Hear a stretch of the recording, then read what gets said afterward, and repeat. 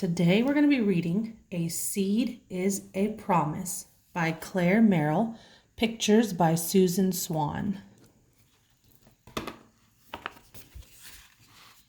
A seed is a promise.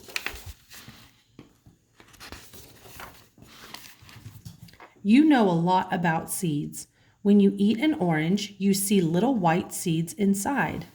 You've seen the seeds of other fruits too: apples, pears, melons, grapes.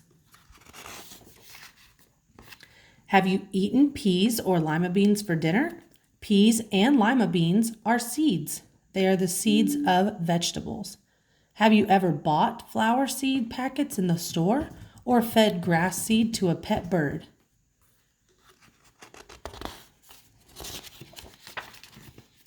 Have you ever worn maple tree seeds on your nose or played tea party with the seeds of an oak tree? Do you know where all these seeds come from? All seeds come from plants, and in every seed there is a promise, the promise that a new plant will grow. If you know what kind of plant a seed comes from, you know what it will grow into. A bean seed will grow into a bean plant. An orange seed will grow into an orange tree, but an orange seed will never grow into a lemon tree. How are seeds made? Most seeds begin inside flowers. Look at the center part of the flower. This is called the pistil. At the bottom of the pistil, there are tiny egg cells. Now look at the parts around the pistil. Those are the stamens. They make a yellow powder called pollen. A grain of pollen must reach an egg cell to make a seed. So we see these yellow parts here. They're covered in pollen, and they can fall down into these parts of the flower where you can see tiny black specks for the egg cells. Some flowers use their own pollen to make seeds, but most flowers use the pollen of other flowers. Bees and other insects carry pollen from flower to flower. Wind blows pollen through the air. A grain of pollen lands on the pistil of a flower. The pollen grain grows a long tube down into the pistil and joins an egg cell. A seed begins. Soon the flower starts to die. Its petals dry and fall.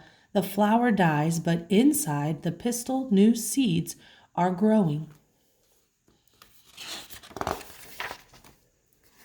As the seeds grow, a pod or a fruit grows around them. The fruit protects the seeds. The fruit gets bigger and bigger. It gets riper and riper.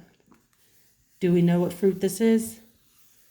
A big, juicy watermelon. The fruit breaks open. The seeds are ready to start new plants. Some seeds fall to the ground right next to the plant that made them. Other seeds travel. The seeds of violets and pansies shoot into the air. Milkweed and dandelion seeds ride silken strands into the wind. Some seeds have sturdy wings that let them glide on the wind or float on the water. Some seeds travel with your help or even with your dogs. Their sharp little burrs hook onto clothing or fur. So see these shoes? Sometimes you get sticker burrs in your laces or over here on the pants, and you're helping seeds travel when you do that. And over here there's some paws from a dog, and he has the same sticker burrs stuck to his fur. And when he walks around, he's helping the seeds to travel. Not all of these seeds will grow into plants. Many things may go wrong. A seed may not land on good earth. It may land on a rock or in your house. A hungry bird or a squirrel may eat it. But almost every seed starts out with a chance to grow. You can find out why. Soak a lima bean in water overnight. In the morning, let your mother or father help you cut the seed in half. Inside, you will see a tiny baby plant. There is a tiny baby plant curled up tight in every seed. This tiny plant can grow into a big plant. And as long as the tiny plant stays alive, there is a chance that the seed can keep its promise. even after a very long time. Here is a true story about some seeds that grew after a very, very long time. One day in the cold north country of Canada, a miner was digging in the frozen earth. Deep down, he found some old animal burrows. Inside the burrows were some animal bones, and next to the bones were tiny seeds. The miner took the bones and seeds. He showed them to some scientists. The scientists found out that the bones were the bones of little animals called lemmings. The bones were very, very old. Thousands and thousands of years ago, in prehistoric times, the lemmings must have stored the seeds for their food. Everyone wondered, could such old seeds still grow? Had the earth acted like the freezer in your refrigerator? Had it kept the seeds from spoiling? The scientists put the seeds on special wet paper and waited. 2 days later, this is what they saw. Some of the seeds had kept their promise. They had sprouted after thousands and thousands of years. In time, the seeds grew into healthy plants. The plants grew flowers, and the flowers made new seeds, each with a promise of its own. Look at this picture. Doesn't this illustration look like bluebonnets? The end. Now there's 2 pages in this book that inspire us to do some science lessons in our class. And one of them you may have already done at home if you've been following along on Blend. And that was where we soaked some lima beans in water, or any beans that you may have had in your pantry. So just like in the story, we can do this science experiment. Mine have been soaking for so long I don't need to use a knife to cut them open. Look at this one. He's already splitting open. Now on the outside, you're going to notice a very thin piece that started to wrinkle up. It looks kind of like the skin of the seed. This is the seed coat. It protects the seed.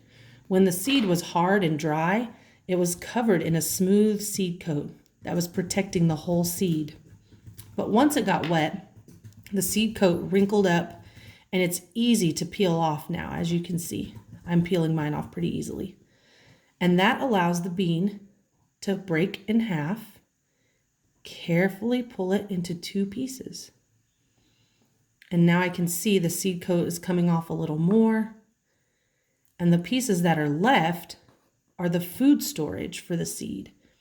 Inside this seed, there's a baby plant, and it needs food to survive, especially like the seeds in the story that stayed alive for a long time waiting to be planted.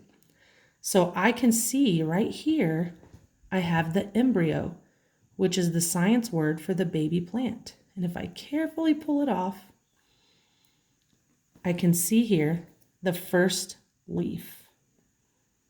So right here, even though it's white right now, is the first leaf. And this is pretty much a root on the embryo of the baby plant. So if you get your seed wet, any seed will work, any bean is the best choice. You can find these parts of a seed. Now another science experiment that I liked in this book was when they talked about putting the old seeds on some wet paper and seeing if they sprouted. So we're going to test that out too. In my Ziploc baggie here, I have a wet paper towel, and you could do this at home. Just get 1 piece of paper towel and 1 Ziploc bag. Get your paper towel soaking wet and put it inside your baggie. Then take some of those same beans or any seed and stick them down inside. I'm going to do 3 for this experiment. I'm just going to keep them inside. And then I'm going to seal it only a little. I got to save some air, just a teeny bit. And I'm going to go tape it to my window and see if these beans are going to start sprouting like the ones we saw in the book. So I'll check back on you every day. We'll see if it's sprouting, or we can check in on yours at home if you're able to do this with us. So these are 2 fun, easy experiments you can do with the beans in your pantry. Any beans will work. I had these lima beans for a very long time, and they still had their baby plant inside, and we will find out if they're still going to sprout.